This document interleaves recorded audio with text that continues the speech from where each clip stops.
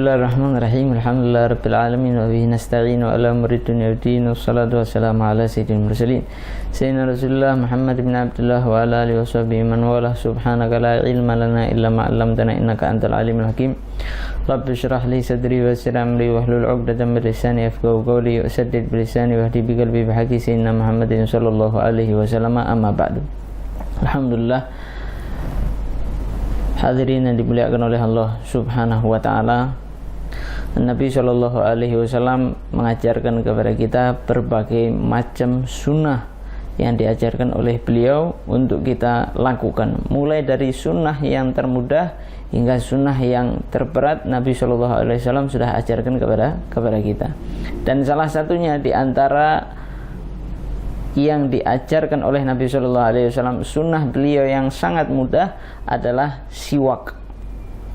Yang mana banyak daripada sunnah ini dilalaikan oleh sebagian orang, ya, sehingga jarang di antara mereka menggunakan yang namanya siwak. Padahal siwak ini berbagai macam keutamaan sudah disebutkan oleh Nabi besar Muhammad sallallahu alaihi wasallam. Di antaranya hadis laula an asyqa ala ummati la amartuhum bisiwak inda kulli salatin wa fi ba'di riwayah inda kulli wudu'in.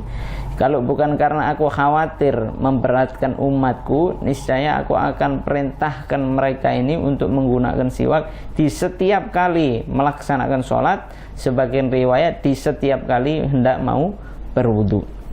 Juga di dalam hadis yang lain Nabi Shallallahu alaihi wasallam mengatakan rakaatani bisiwakin khairum min sab'ina raka'atan bila siwak, ya.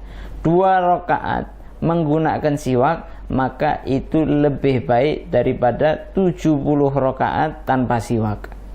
Namun para ulama menjelaskan bukan berarti makna daripada hadis ini ya sudah kita sholat sendiri menggunakan siwak dan kita meninggalkan sholat berjamaah. Enggak.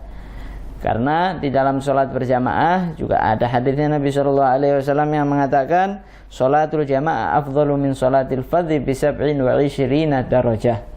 Ya, sholat berjamaah itu lebih afdal, lebih utama ketimbang seseorang itu sholat sendirian tanpa berjamaah.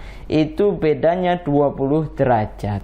Sebagian para ulama menjelaskan 1 derajat ke derajat yang lain, tingginya, besarnya nggak ada yang mengetahui kecuali Allah Subhanahu wa ta'ala. Sehingga ada kisah yang sering kita dengar ketika ada seorang yang tertinggal jamaah, kemudian dia mengulangi sholat tersebut sebanyak 27 kali, hingga di malam harinya dia bermimpi mengejar kawan-kawannya yang ada di depannya namun tidak terkejar. Artinya sholatul jamaah itu masih lebih utama, lebih besar pahalanya ketimbang dia sholat sendirian walaupun itu dengan siwak. Namun apabila ada seseorang yang mengerjakan sholat berjamaah kemudian menggunakan siwak, maka itu pahalanya akan lebih besar lagi yang Allah Subhanahu wa ta'ala berikan kepada orang tersebut.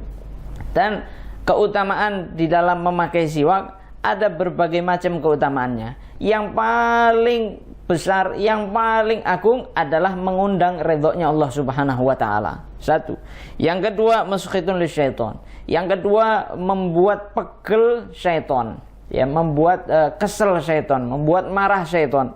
Yang ketiga, muhiddun lil basar. Salah satu keutamaannya atau khasiatnya yaitu menguatkan penglihatan.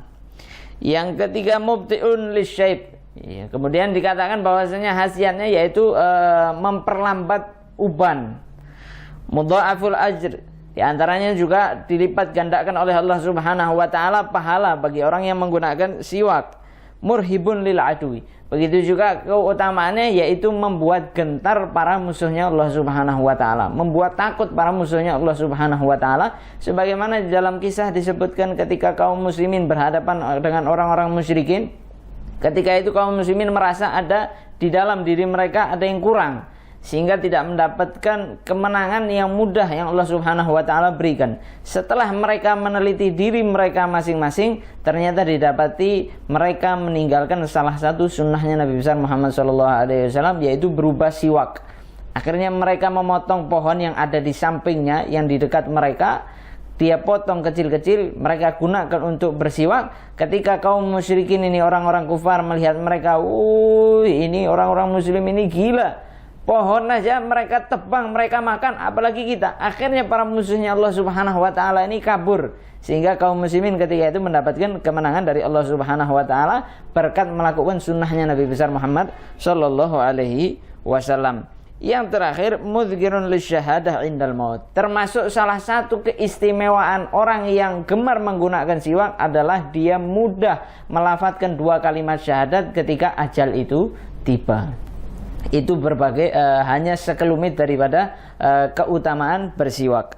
Wa yusannu fi kulli ahwal. Kapan disunahkan menggunakan siwak? Di setiap kali keadaan. Ya mau sholat, ya mau duduk, kemudian mau keluar rumah, masuk rumah, ya mau wudhu, mau sholat, mau ngaji, mau taklim dan segala macam menggunakan siwak. Ya.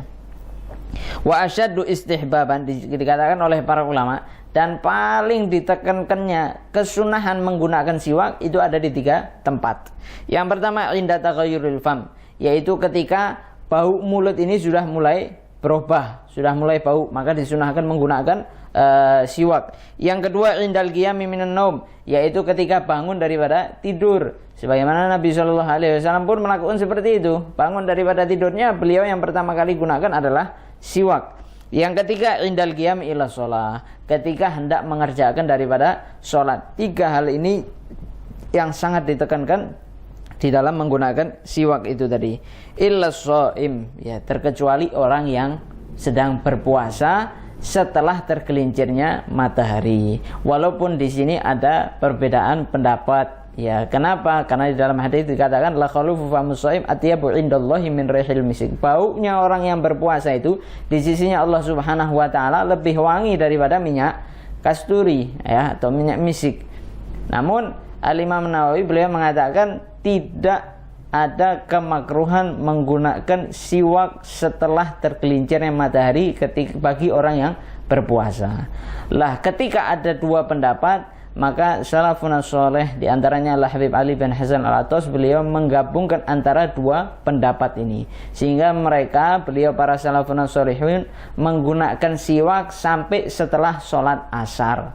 Selesai daripada sholat asar, mungkin dia mau ngaji, ya, atau mau melakukan yang lainnya, mereka sudah lagi tidak menggunakan siwak, sehingga mereka menggabungkan dua pendapatnya para ulama. Adapun caranya bagaimana?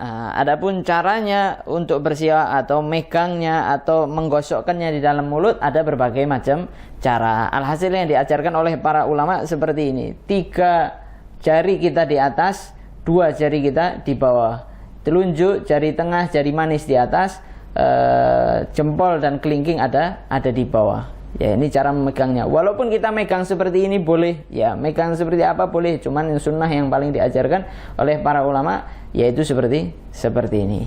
Ya, kemudian kita menggunakannya, ya, mulai dari tengah ke kanan terlebih dahulu seperti angka 8.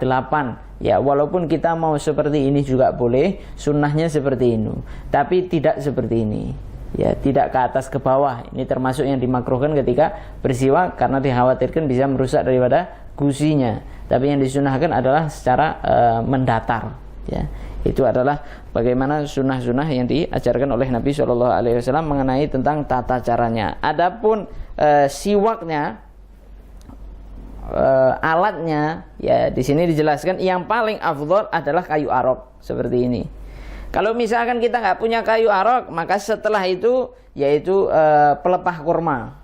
Ya, kalau misalkan nggak ada pelepah kurma juga, thumma zaitun. Ya, kemudian pohon zaitun. Kalau misalkan nggak ada juga, semua kayu yang sifatnya itu wangi.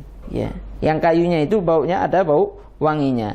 Kalau misalkan nggak punya juga, kayu apapun itu bisa menjadi siwak untuk kita mendapatkan sunnahnya Nabi besar Muhammad Shallallahu alaihi wasallam. Mudah-mudahan Allah Subhanahu wa taala jadikan kita orang-orang yang bisa menjalankan sunnahnya Nabi besar Muhammad Shallallahu alaihi wasallam, yaitu bisa istiqomah menggunakan siwak. Ya, amin amin ya rabbal alamin. Wassallallahu ala sayyidina Muhammadin wa ala alihi wasallam. Walhamdulillahirabbil alamin.